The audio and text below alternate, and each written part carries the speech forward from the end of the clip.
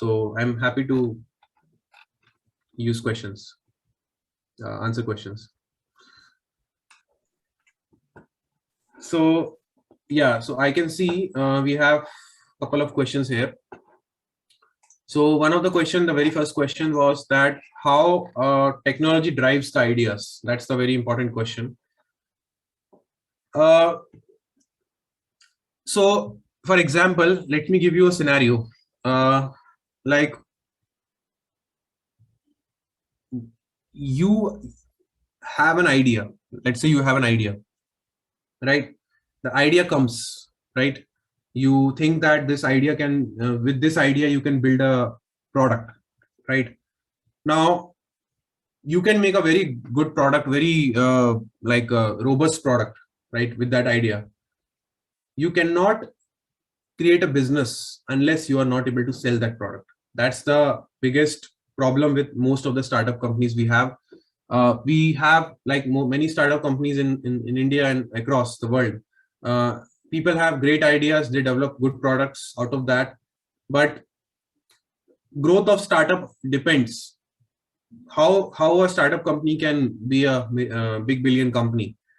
It depends, of course, on the product, of course, on the idea, but it also depends on how well they are able to sell it, how the market, how well they are able to bring that into the market. So there are two perspectives here. You can have an idea, you can build a product, you can sell to the market.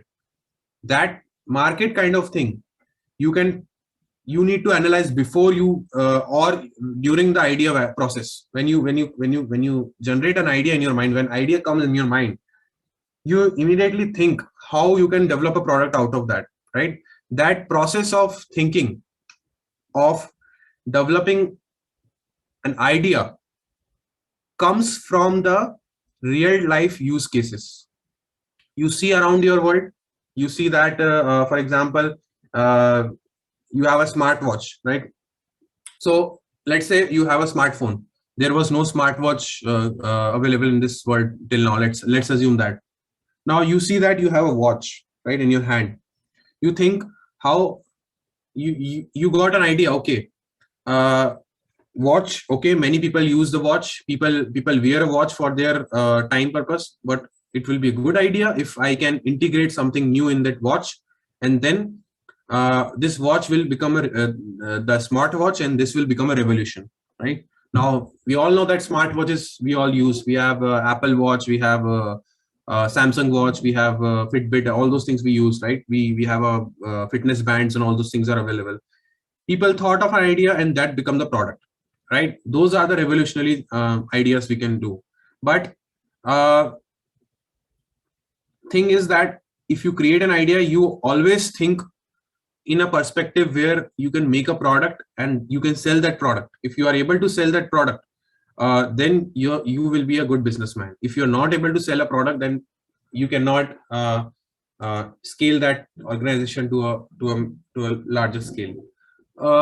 Of course, see, business drives market drives the business, and idea drives technology, right? But the technology also drives idea. If there is a technology available, right? If you can, for example, if DevOps never existed, right? For example, right now DevOps started, or let's say Git Linus developed a Git, right? Because he had a certain problems. He generated an idea. He created the Git.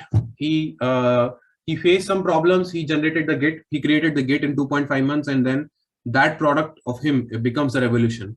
Now, and now as of now, many technologies, many products are available. You learn those technologies in your college. Like for example, you learn Python, you learn Java, you learn C++, all those things. You learn how to use C++.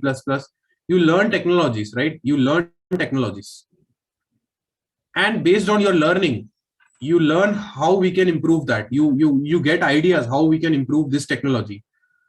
So current technology that exists in the market, you learn that, you know that how it works. Then based on your understanding, you develop ideas. If you have a startup mindset, if you have a mindset of creating something new, if you are a man or woman with lots of ideas, then you think in a way where you want to create something good or something better for this product or out of that product which you already know. If you don't know that technology that was existed, you will have less ideas, right?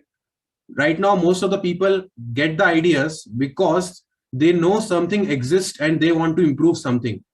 If you see most of the startup companies, why there are no revolutionary products, why there are less revolutionary products coming in the market compared to the improvement in the existing product.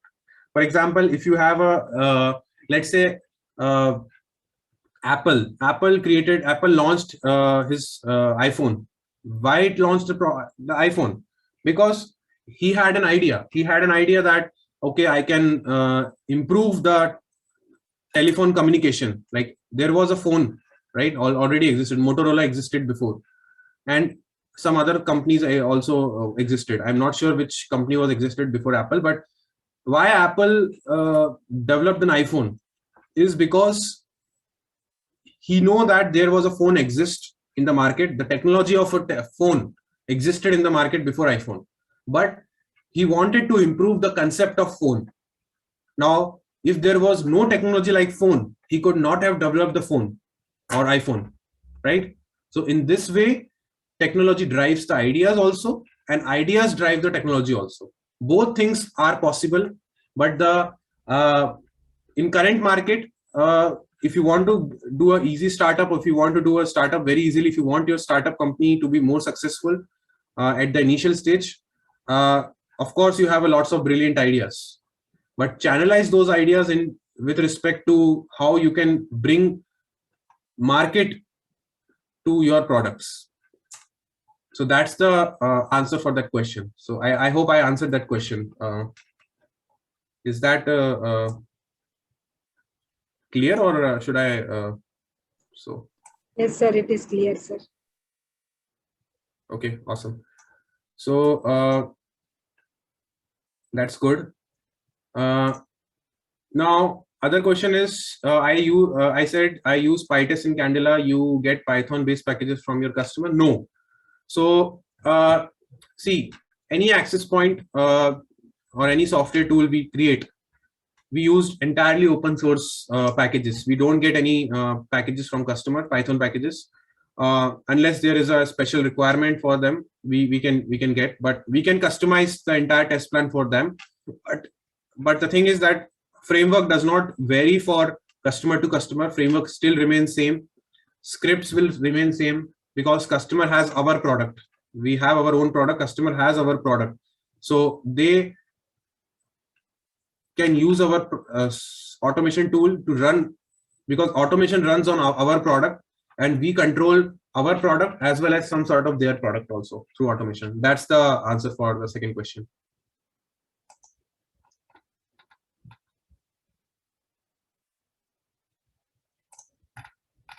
So Candela lab setup is awesome. Happy to see that something is a big happening in Vizag. Okay, yeah, thanks for that.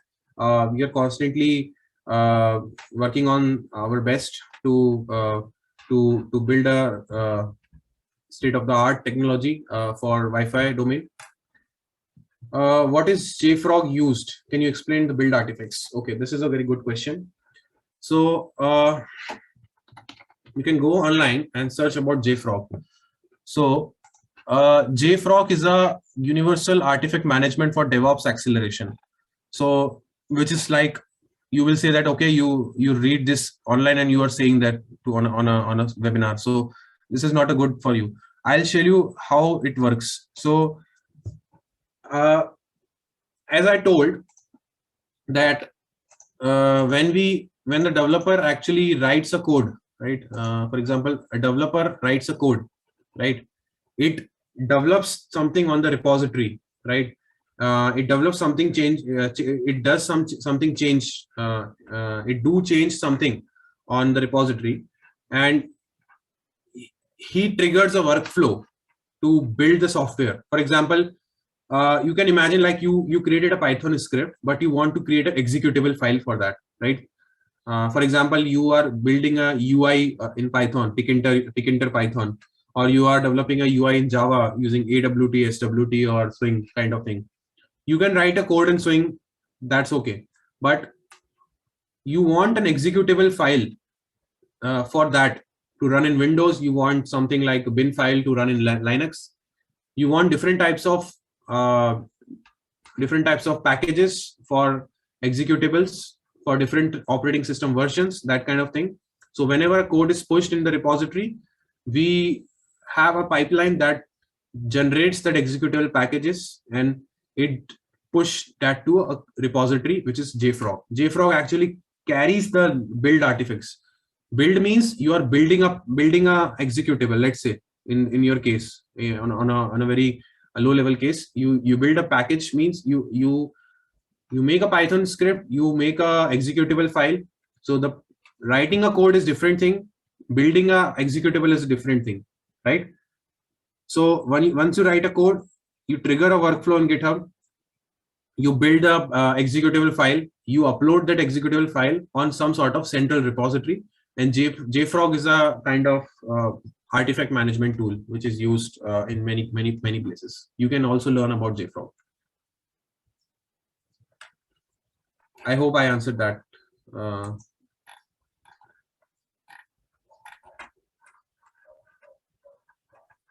I request participants who have asked the questions to respond through Q&A. Yeah. Only you can respond if at all you want to. Yeah, I think that will be good. Interaction is very good in this sessions. Like we must interact with each other. This is not something like I want to only I only want to speak. I'm happy to answer any of the questions from anyone. So that's it. So please yes, be sir, because this is webinar, they can only post the questions. So okay. students are posting the questions. Okay. I got it. So all these questions are posted by different participants, sir. Okay. Thanks for letting me know. And one more thing is, like, the Q&A box is not going to be visible to all the other participants. They can only put a question, but they cannot see questions of other participants. So because you are reading out the question as well, it is going to be useful for everybody. Okay, that's helpful. I think thanks for letting me know. So I'm requesting participants, because they are putting the questions as an anonymous attendee. Just if at all you want to say something, you can reply back in the question format, in a Q&A box itself. And I also request as much as possible, put a question with your name itself, because we see very good quality questions you are asking. So why not you put your name and ask? So I request everyone to put a question in the form of, through your ID or something. We are ready to answer, even if you are saying anonymous, sir is ready to answer. But yeah, obviously. Yes, absolutely. Okay, so we come to the next question, of course, from the anonymous attendee. So GitHub workflow explanation is great, sir. Sir, if I have to show something on web, can we set up a workflow on GitHub? Yes, of course, you can set up a workflow, a very basic thing on work you can set up. So let me show you how the best way you can do. So if you want to deploy something on web development environment, we told that there is a Node.js. If you are developing something on a Node.js, you can set up a Node.js environment for your server, and you can set up that. You can just search for web thing. So you have Azure web app, Azure integration also there. So so I actually don't know what tools specifically you can use best for your project, but I'm sure there is something that you can use in this workflow. So let me just search for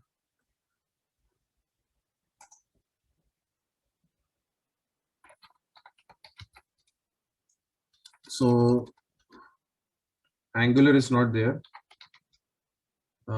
React. Okay, that's not okay. So, but what I'm saying is you can create a website on and upload that to GitHub and try to figure out what you can figure out, how you can do that. I think you can also yeah, if you are developing something on PHP, you can simply deploy that application and run the workflow based on that. So that is also possible. So think of different perspective and think of what tool you want to use for your workflow. I think you can definitely use a workflow and deploy that somewhere on AWS or somewhere. And you can, what you can do is basically, if you have a website in a GitHub repository, you can create a workflow to deploy that website on a AWS. So there is an AWS integration available.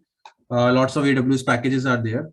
So I think some Lambda layer published something like that. I don't know which AWS tool you want to use here. But what you can do is, right. So what you can do is CloudFront. Okay, I don't know. So you can use any of the AWS things. Think of like what you can use, and the best way to use the workflow on a website is you contribute a code on your website, and you run a workflow, and you deploy that website on AWS or something or somewhere, and then when you run a workflow, it should automatically update that website on the AWS. That workflow can be the best way to make an entire CI/CD pipeline for the web development. Okay, next question from Rohit Kumar. Which platform are you using, sir, now? Which platform? I don't know what the question is about. I'm using GitHub. This is GitHub, right? If you're talking about which operating system I'm using, it's Ubuntu. And also, I would recommend everyone to use Linux as much as possible compared to Windows. I don't know if you have specific comfortableness with Windows, you can use that, but you can do n number of things that are not possible in Windows but possible in Linux. Or I can say you can do n number of things which is very difficult to implement in Windows, but you can implement that in Linux very easily. Linux is very user friendly now compared to what it was a few years back. So I would recommend everyone to switch to Linux and try different kinds of things. You can even create a Docker environment in Linux, which you can also do in Windows. But if you have a Linux, you get the hands-on, because most of the companies use Linux unless you work for anything specific to Windows. We heard you have 2 years of experience, so anonymous, one question for anonymous attendee. We heard you have 2 years of experience but managed to develop CI solution. Did you started these things while in college? Please motivate us what we do while in college. So yeah, I have 2 years of experience, and I am mostly from the embedded system background. I know firmware development. I know kernel programming. I also know little bit of web development. I know automation tools development. I know Python. I know Java. I know C++. When I was in my master's degree college, I only know C, C++, and Python. I learned Java in my internship experience, where I had to develop something for a software tool. I created a software tool in my internship company, which is used for testing, and that tool is in Java. It was like static analysis of a software, of a embedded software, static analysis tool I was need to develop. Basically, I developed an Eclipse plugin, which can be used for testing the entire software for static analysis. And what I should recommend you as a college student, you should always focus on practical learning. Right now, this entire DevOps workshop is very useful for you. And if I could have got this workshop in my college, and then I could also focus on this in the very beginning. But I would recommend you is like And of course, I didn't get the chance for this DevOps workshop because I was not from the CS background. I am mostly from the embedded background. I work more on the lower level programming, driver development kind of thing. But I also manages this entire CI/CD thing, which I learned when I started in this project. When I started in Candela, I learned the CI/CD solutions and all those things in the Candela itself. So, which is the biggest learning for me. And as a student, I already recommended you that any project you are doing, just push that code on the GitHub, and during the demo you can show the demo on the GitHub Actions, or if you want to develop something on Jenkins pipeline, you can do that also. I would recommend you, if you can integrate Jenkins with the GitHub, right? There is a Jenkins also integration with GitHub available. If that is also possible, that is also good. You can create a script which can automatically create a Jenkins environment. So I would recommend you, if you have something you want to do to learning, for your learning perspective, as well as for your academic as well as your professional experience, contribute in open source project, learn from open source project, like work on open source project. Open source project are the best way to start for you. Not take any of the open source small open source project and do that. That's the way you can use. So have multiple platforms to deploy, as you are working with multiple customer. How do you manage continuous deployment? How do you use some tool to deploy instances? Yes, absolutely. So we have certain deployments. We have a Kubernetes cluster. We have a Docker Compose. Directly, I don't create those things. I don't create that things from scratch. We have our automation tools available, which can create a Docker environment, which can create a Kubernetes cluster. We can deploy any cloud application. We can deploy any kind of access points or firmware on any kind of access point on multiple instances or one or more instances. So this is the way I do. We are mostly involved in testing part rather than creating the entire CI/CD. We contribute in the one of the major part, that is continuous testing part. So I manage that thing with the customers. Next question is from anonymous attendee, that is it to possible the demo containerizations? Okay, so I cannot demo containerization right now because I have not that available right now with me, but I have done that before for a customer. So, and I cannot show you what I did for that, and I cannot tell you that.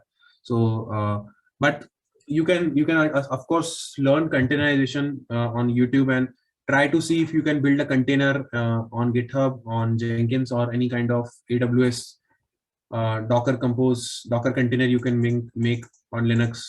And just do one thing. Create an application, right? Let's start with a Python application. Try to see if you can make a Docker script which can set up the environment for your script, and you run that script on a Docker container. So this is the best way you can also do any project you are working on. Try to see if you can demo to your faculty or to anyone on multiple solutions model. One model is that you can certainly build the GitHub action and you can show the output of the code on GitHub Actions on CI. Another way is if you have a hardware integration, you can integrate that GitHub action with the hardware. Another thing is that if you want to bring a Docker Compose, so there is a interesting thing that you can also integrate Docker with this GitHub Actions. So let me just show you all workflows. I can edit this, and I have something like Docker here. So yes, so Docker containerization you can do here. You can build a Docker setup, QEMU, setup Docker. You can integrate this setup Docker in this and then try with that if that works. Those kind of things are possible, right? GitHub package Docker, all those things are possible. So of course you can you can run a job in a GitHub inside a Docker component, Docker container. That can be also a good demo for your projects. Okay, another question is, you mentioned about microservices. What is that? Great. This is a great question. So, for example, what is microservice, right? Let's say you have a website, right? You have a web application. You are running a web application. Let's say you have a Node.js, or let's say you have any server. You deployed that on Nginx. So if you want to learn server client thing, I would recommend you to mostly learn Nginx. If you know Apache, that's also good. But Nginx is a very, very, very, very nice tool for server side. So what happens when you build a website, you have a JavaScript application which runs on the client side, and then you have a server application that runs on the server side, right? Now, what is microservices? Let's say, so for example, when I type www.google.com, right?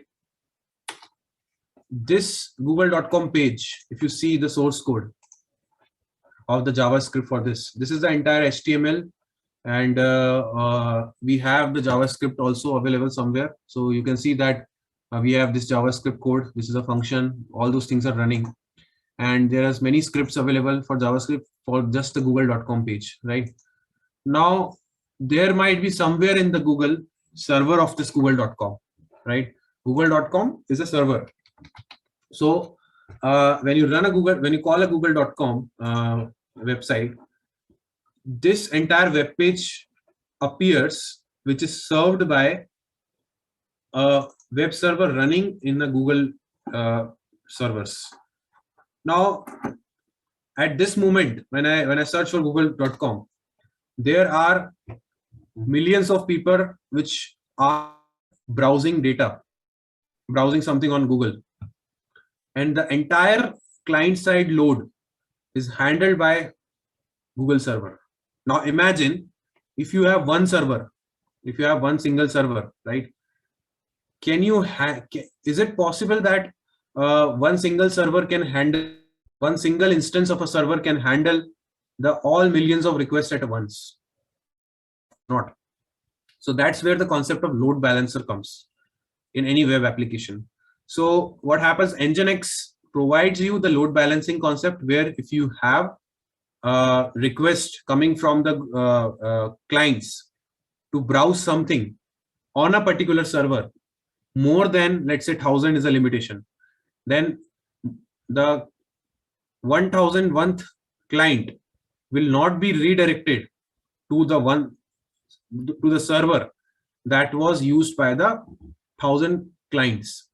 The next client will go to next server, which is balanced by the Nginx. So think of the scenario. Right now, we have one load balancer in the Nginx, which takes the request, it balances the entire server load. We have multiple Google servers. You send a google.com request, you have a page, you search something like songs, right? And then the Google server serves you that data from the database. Now, there are multiple instances of those database. There are multiple servers that are serving that database to the multiple clients. Now, Nginx is a very, very, very powerful tool. It is best. It is a way better than the Apache. So coming towards the microservice question, now correlate this thing with the microservice concept. On your website, I have one server of Gmail. Let's say I can log in into Gmail, right? I have a Gmail instance. Now Gmail server will be different, right? Now if I search something, this will be this will get me data from different database or different server.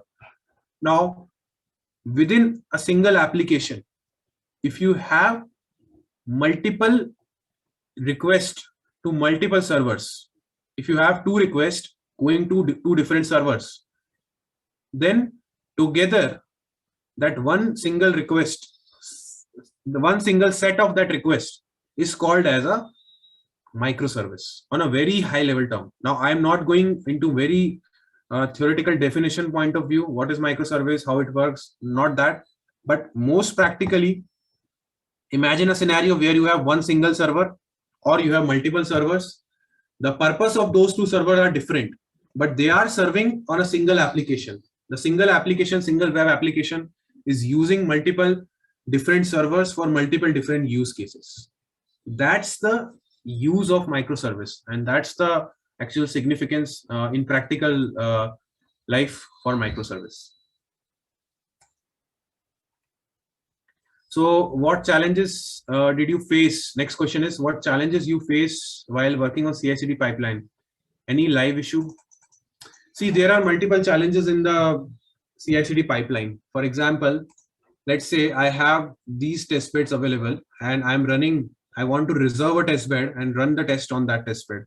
One of the biggest challenges, how to make sure that, because see, any open source or any project, we have multiple peoples involved in that, including manual testing, including automation testing, including CI/CD testing. How we can ensure that resources allocated for a particular job that is running maybe on the CI or for a particular person. We need some sort of testbed reservation system.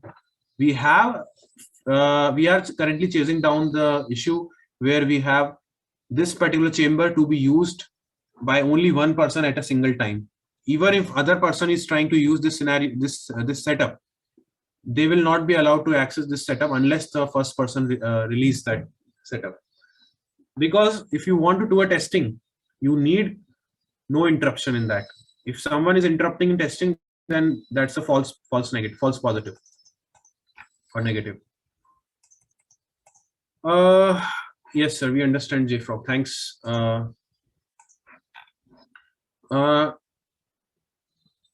Okay, so one of the questions from anonymous attendee, on a positive note, the process and all which you have mentioned has certain number of tasks which are repeatedly performed. In this process, where is human intelligence involved? Like you need to perform some tasks again and again, which are already predefined by the developers. This task can be done by one who gets a training for 3 to 4 months. But where does the role of CSE student lie? Like anyone can do this if they are trained. What's your view on it? That's a very good question. You are a CSE student, right? The role of CSE student in the entire CI/CD is, see what I'm showing you here, the most simplest thing in the entire CI/CD framework, right?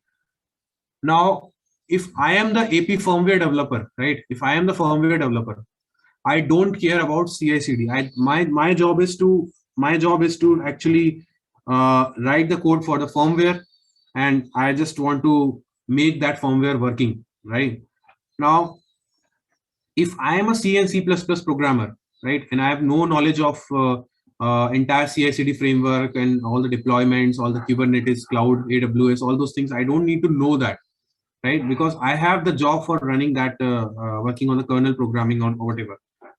So CSE student, it's not just about CSE student. Yes, anyone can learn these things with 3-4 months of training, but we cannot have one person working on everything for the entire project, right? We cannot have one person work. If you want to establish an organization, in order to increase the productivity, you need to have multiple people working on their specific roles. You cannot just have one person doing this thing, entire thing for CI also. Now, human intelligence is involved. See, there are many challenges here, right? For example, if I am running a test, right, I want to deploy, I want to integrate. So the complex part where CSE student can learn is how they can, in the GitHub part, how they can integrate various tools and technologies with the workflow. This is a very important thing that no one can learn very easily. If you know how to integrate a workflow with the different services, like for example, you have a Docker, you have AWS, you have Google Cloud Platform, you have Azure integration. If you know how to integrate any of the software tool or any of the package into a DevOps environment, right? Then you have a very big role in that, and that's where you will use your intelligence to find the solutions for that. Let me tell you one of the important thing. This is one single script, right? CI/CD demo test.py, right? Now, if I have multiple scripts that I want to run, for example, I have another script that I want to run, but I want to run that after 10 seconds of this is completed, because after 10 seconds, if I run this script, I have, let's say, a build artifacts coming out, like a report coming out, a report generated for this test, let's say. Now, I want to run another script only when the report is generated. Now, anyone cannot know, unless it has an experience of this entire workflow or a CI/CD or DevOps kind of thing, that report and artifacts are generated not immediately. It will take some time. You need to set up another job. Let me show you one of the interesting thing. You see this entire thing. What is inside this workflow? There is many things in this workflow. There are many micro jobs. There is an entire matrix inside. So this workflow is a very complex workflow. We run tests on various different types of test beds and solutions.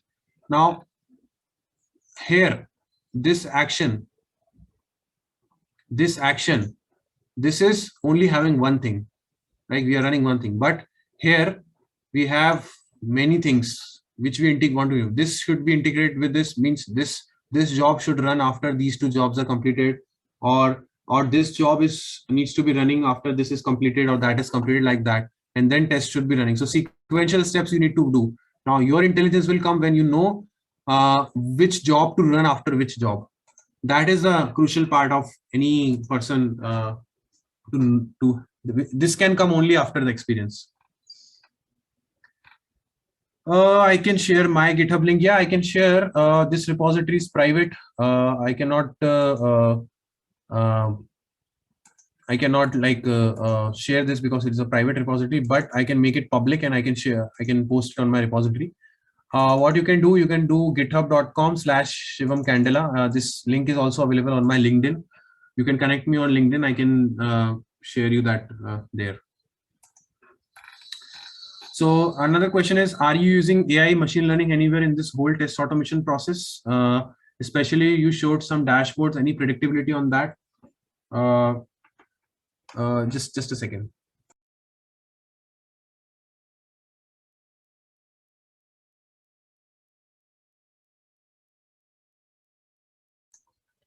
Yeah, sorry for that. Yeah, so the question that you are asking about AI machine learning, yes, of course, you can set up a job here, let's say, and let me just show you something interesting, which I think should be there.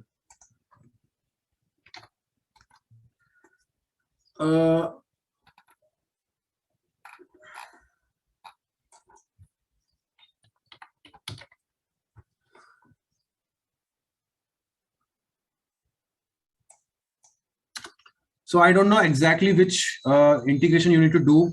See, this is where the question for that the person asked, like previously.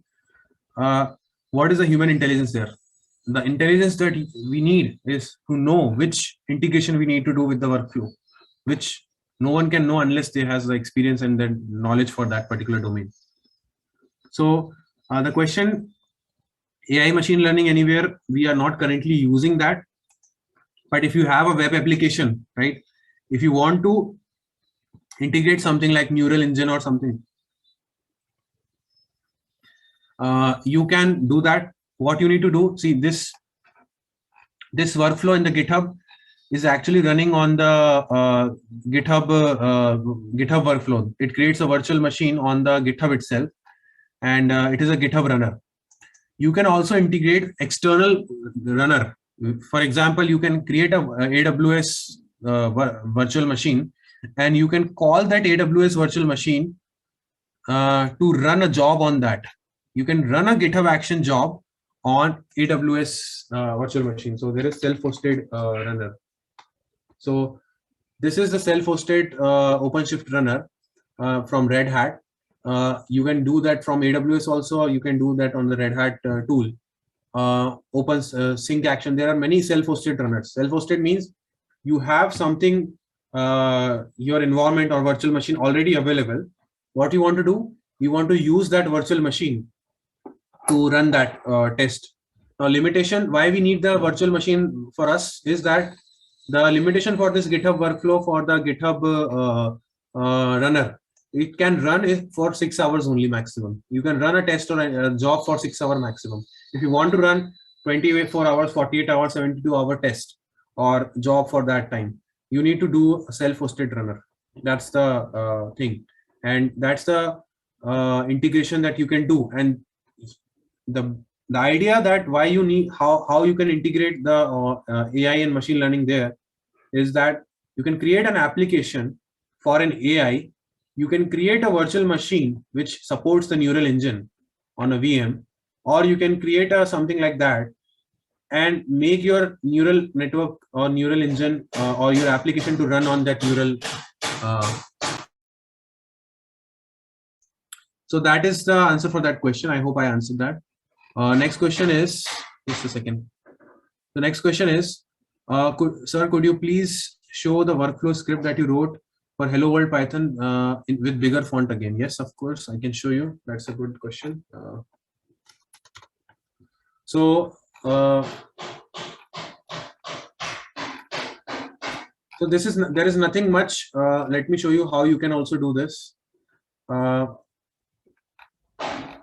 So you can go on a workflow, blank.yml.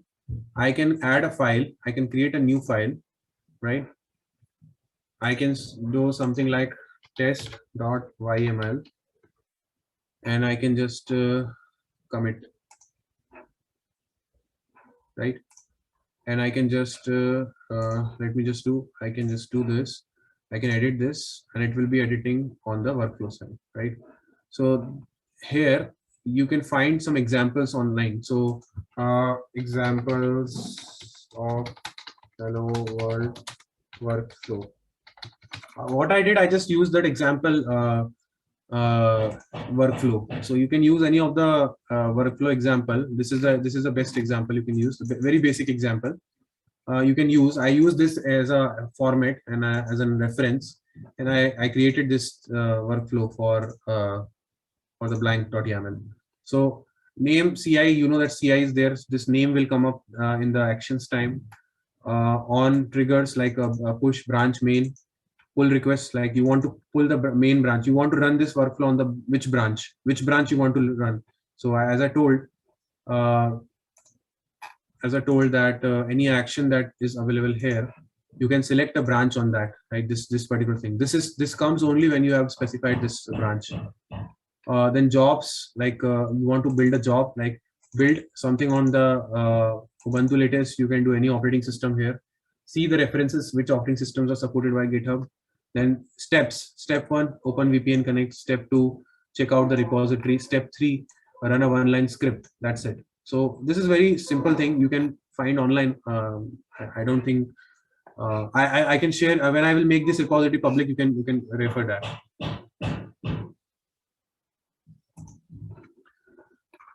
Okay, is doing free internship worth it? I'm doing a web development internship where I will do message encoding, alarm clock GUI, and desktop notification app in Python.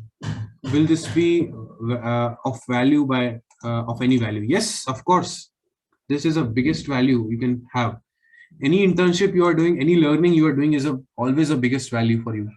So what you can do is, you can see how you can integrate a DevOps pipeline for your development process. So web development process, because that's something you can learn.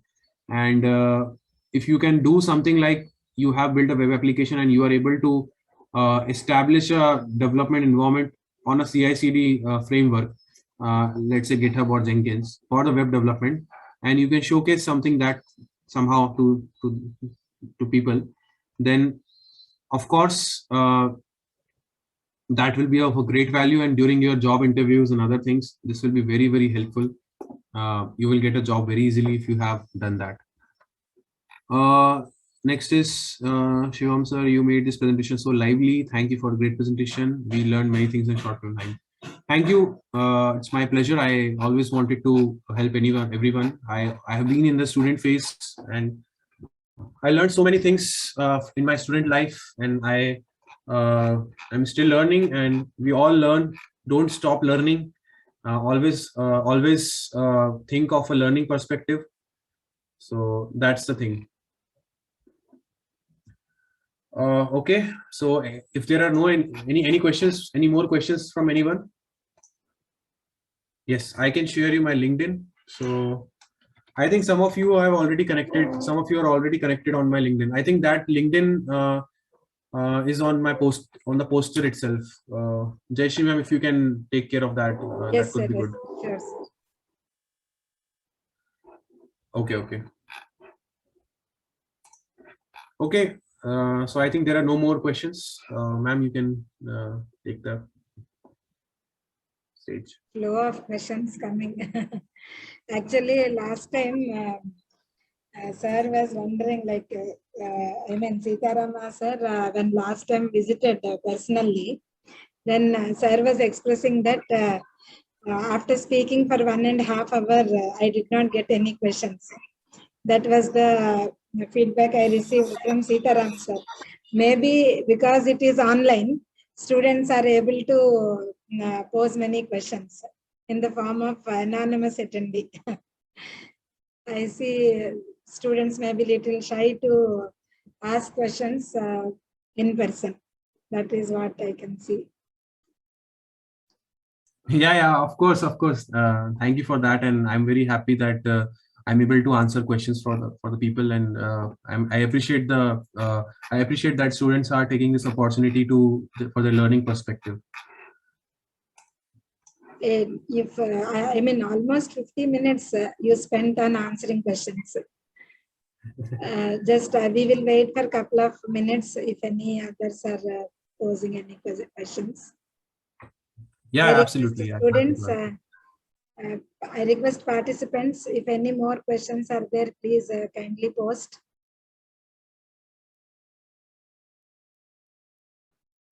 Actually, in today's session, the largest number of questions among the other two sessions also, students participated actively, but I could see more participation is there here.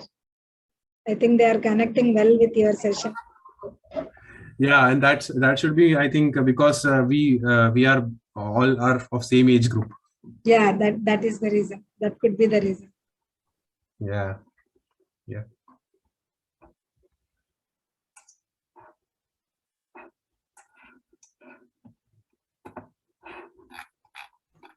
So next question I got, what languages should we learn while in college?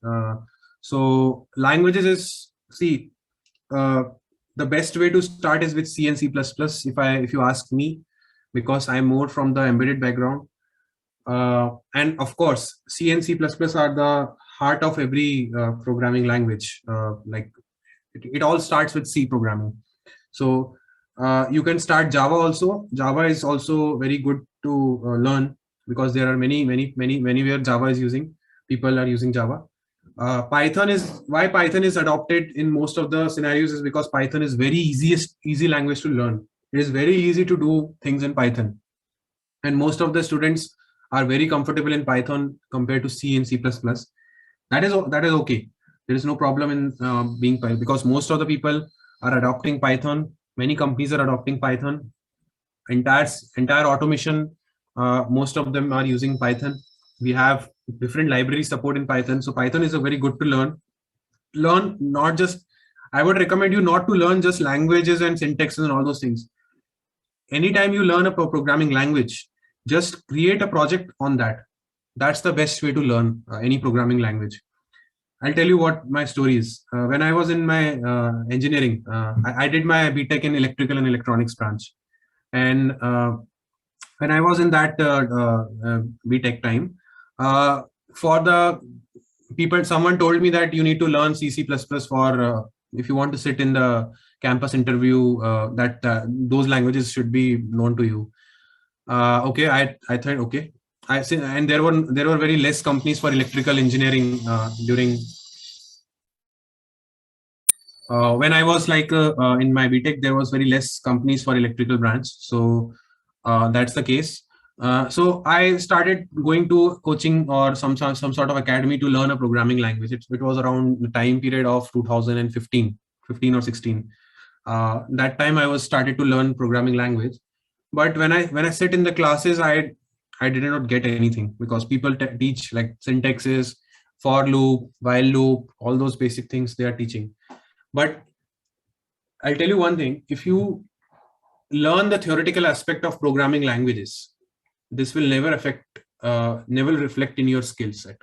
You can never claim that you know a programming language if you have only done theoretical learning from that.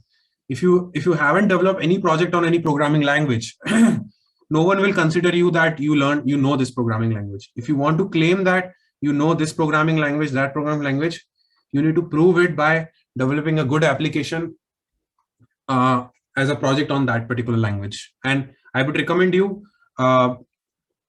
if you create any project, any personal project or any application, just push it to GitHub repository, your own repository.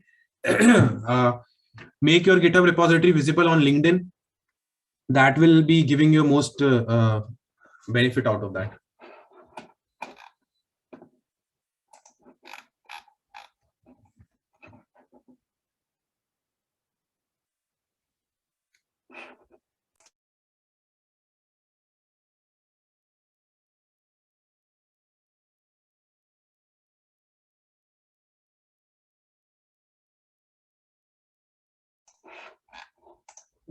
Yeah, any more questions?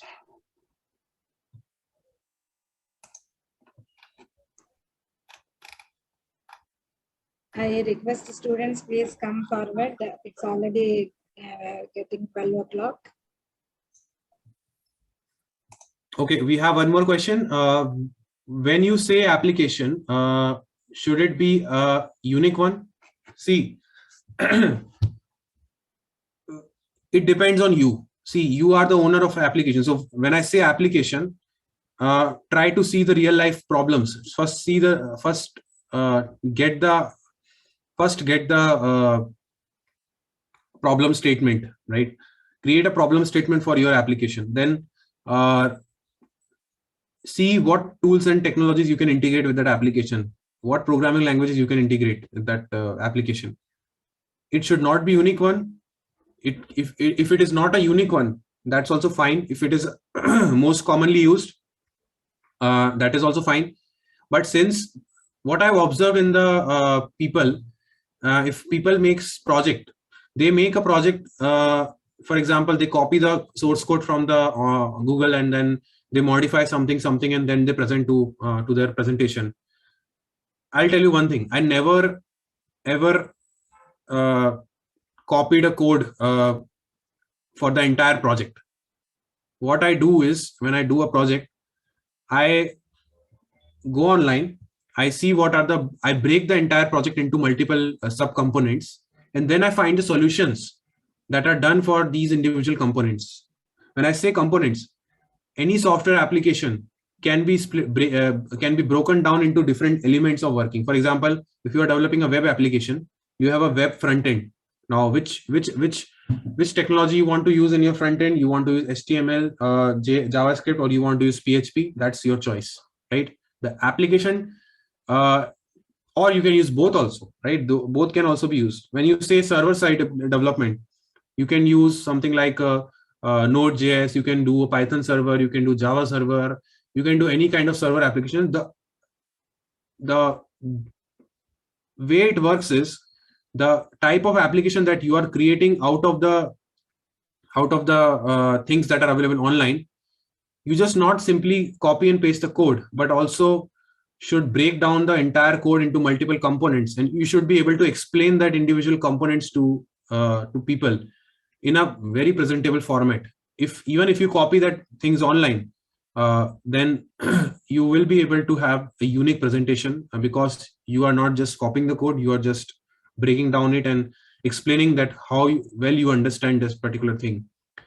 That is the one way. Other way is like, if you are from a CSE background or any kind of background where you have a pure software application, as I said, if you are developing a web application, try to see if you can integrate that with GitHub or Jenkins for a CI/CD environment, and you can showcase that particular skill, that you can integrate the entire CI/CD framework with your application, and then you can have multiple people contributing in your application, and then your application can be stable. I would recommend everyone in the student community to use GitHub or Jenkins or whatever tool you want to use for your workflows or jobs, or you want to run something like that. So use that as a part of your project for a presentation part and for the working part. If people ask you, if your faculty ask you, during a job interview they ask you how you are able to manage this entire project, you should be able to speak up that we created a workflow, we created a job, we have, like for example, if in your project team you have 4 people in your project, in your team, how you managed, which part is done by which team, you can show the GitHub commits to them, that see, this is the particular part of web front end which I did, this is a part of the backend that person has done in my team. There is a clear visibility of what you have done, what other person has done, and what is your contribution in that entire project, which can give the interview person a lot confidence in you when you are searching for a job.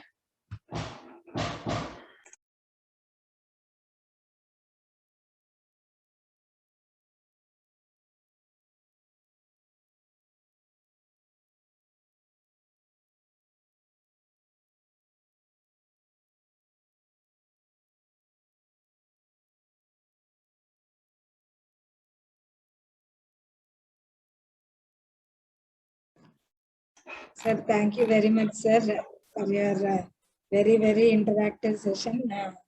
And patiently you answered all the questions. We from Geetam, thank you so much. So I believe in the fact whatever happens, it is going to be best. So in one way, I feel students got more benefited as you came to this session.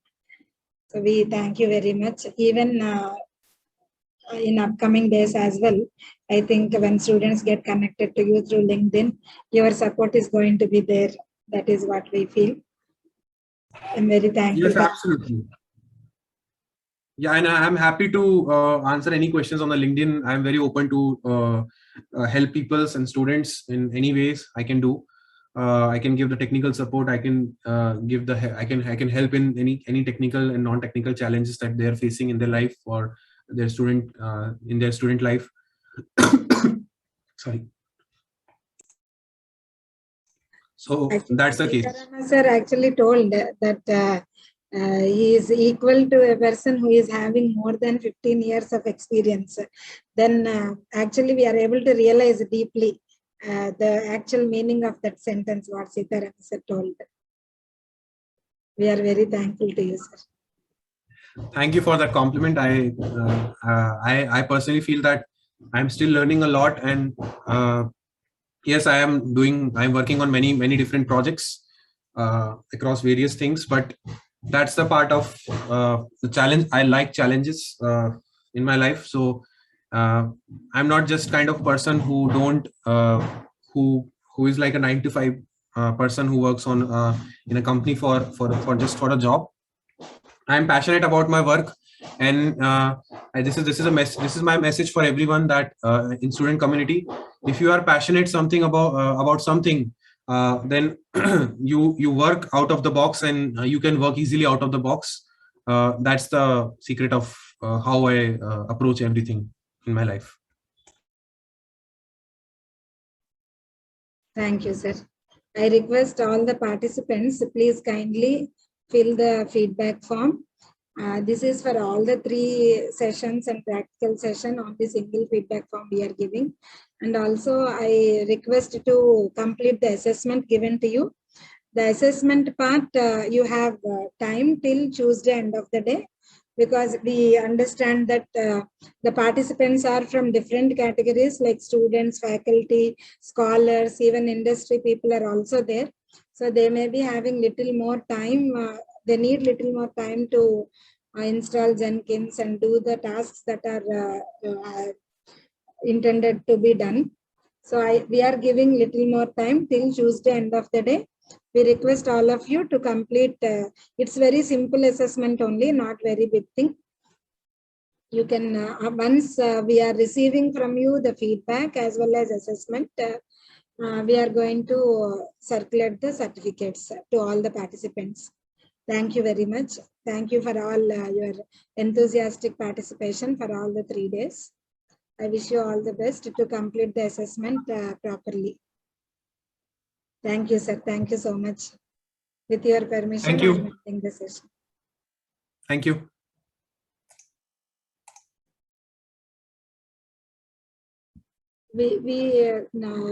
Again, I request participants to be available on Telegram group. Both Geetham participants and non-Geetham participants, I request all of you to be available on Telegram group, because once the webinar ends, there is no way we get connected. I do have all your email IDs, but still who are actually participating in this workshop, I request all of you to get connected to Telegram link. If you are having any questions with respect to installation and making CI/CD pipeline work, we will give support till Tuesday end of the day. However, I am going to put a certain time in every day, because I will not be able to attend immediately. Definitely in every day, I'm going to set aside 1 hour or 2 hours time for answering your queries. So you may not be able to have immediate responses, but for sure I will be giving the responses in that day. So before Tuesday, I request all of you to complete the assessment so that happily you can receive the certificate.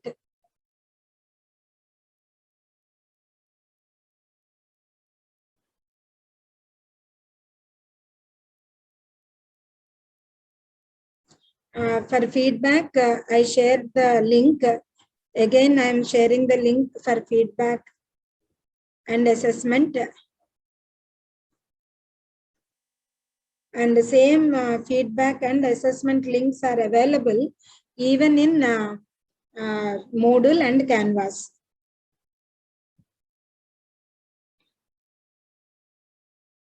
And I already shared in groups as well, Telegram groups as well. So even if you are having any issues with Moodle, still directly you can submit the feedback here in this form.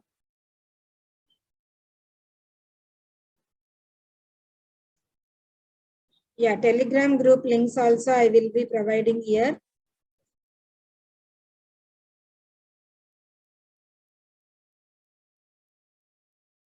As part of the assessment, it is not very tough. Only like there is an error log file that is available in Jenkins folder. So we want you to put that error log file. As yesterday I told, I request you to create the jobs in the way that the naming convention is given, so that we can understand this is from you. So few, only I think 3 to 4 snapshots were asked as part of the assessment. Once it is done, you will be receiving the certificate. Mostly by Wednesday, you will all be receiving the certificates.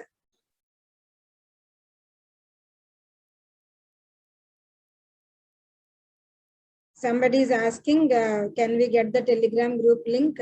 I posted it here for both Geetham as well as non-Geetham participants.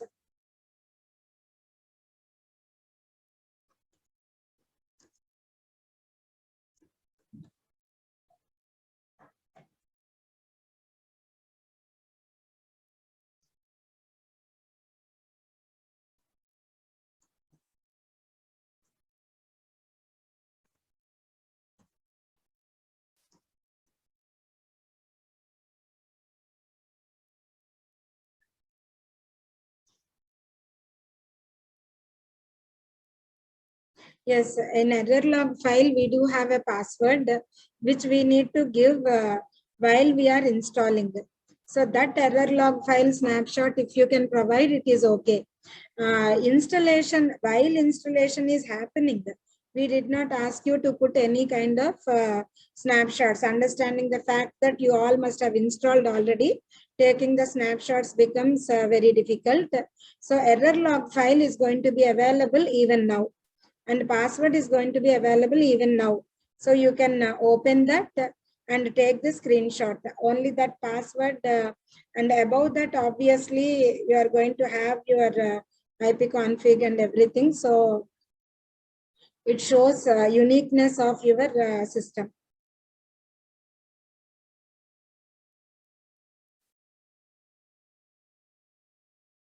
So if you are having any other questions, please feel free to ask. I will be available for another 5 minutes. Then I'm going to end the session. So after this session is over, we can only be connected through Telegram group. So I request all of you to be available in Telegram group. Assessment link, feedback link, and the links for day 1 practical sessions, day 2 practical sessions, all are available in Moodle as well as in Canvas. The recordings, the speakers recordings, we had to receive from the CATS team. Once they are received, we are going to upload them in YouTube, and then I'll make all those things available to everyone. The slides that are given by the speakers are also already uploaded in Moodle as well as in Canvas.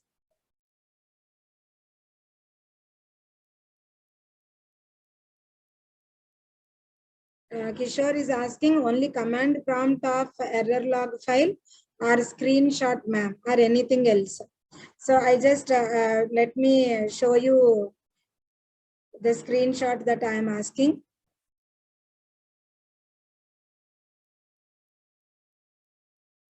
Suppose if you type here CMD, run as administrator, you are going to have, let us go back to C prompt. Here CD program files. This you cannot reach to Jenkins folder unless you are logging in as administrator. Now if you see, type jenkins.err.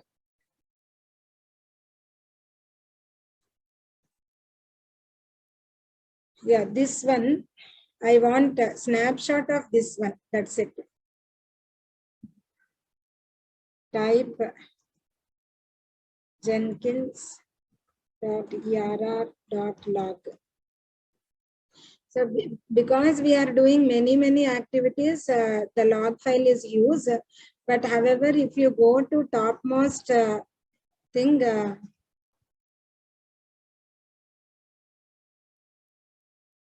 yeah, here your password is available.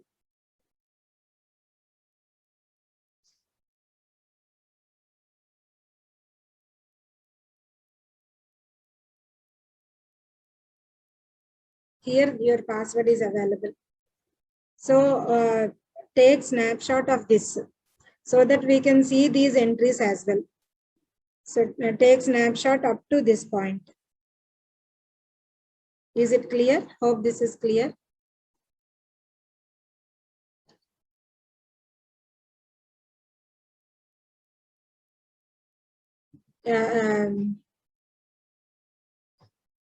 Abhiram, can you, are you there in Telegram group?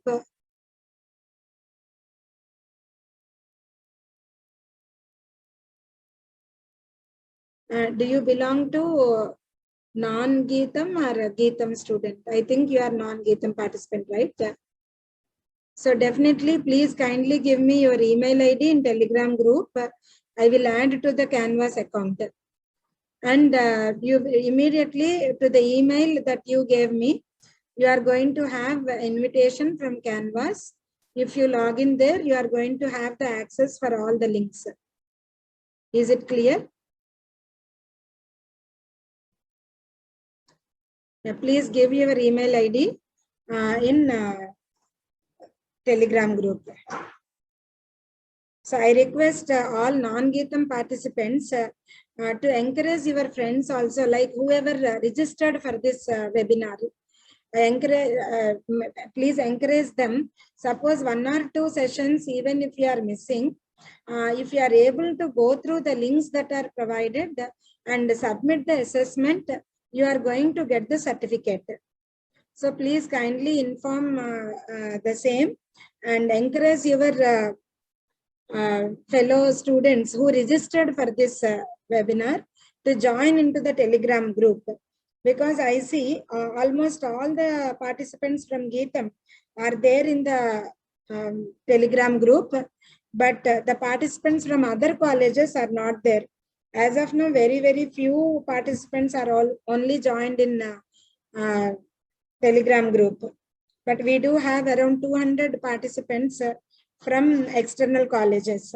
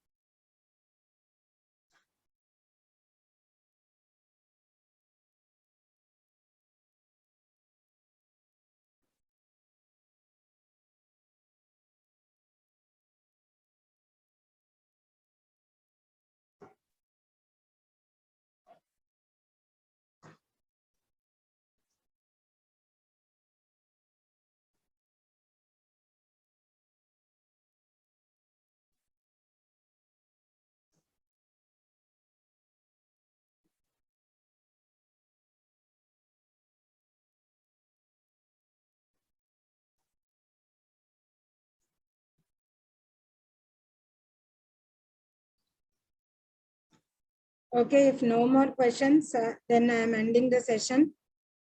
I thank all of you.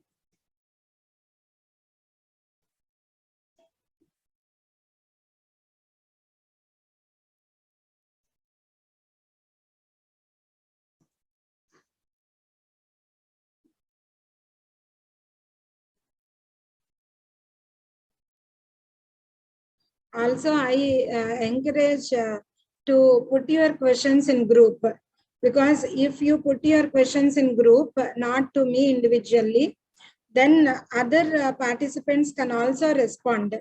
It becomes like we are sharing our work and we are collaborating. Participants who could do successfully, they can also help you.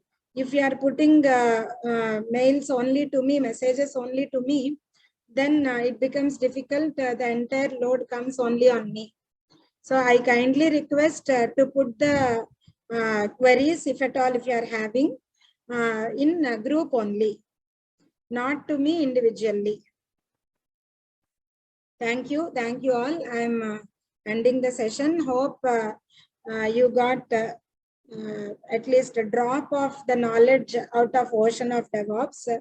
So I request all of you, irrespective of the domain in which you are there, DevOps is going to be applicable to you.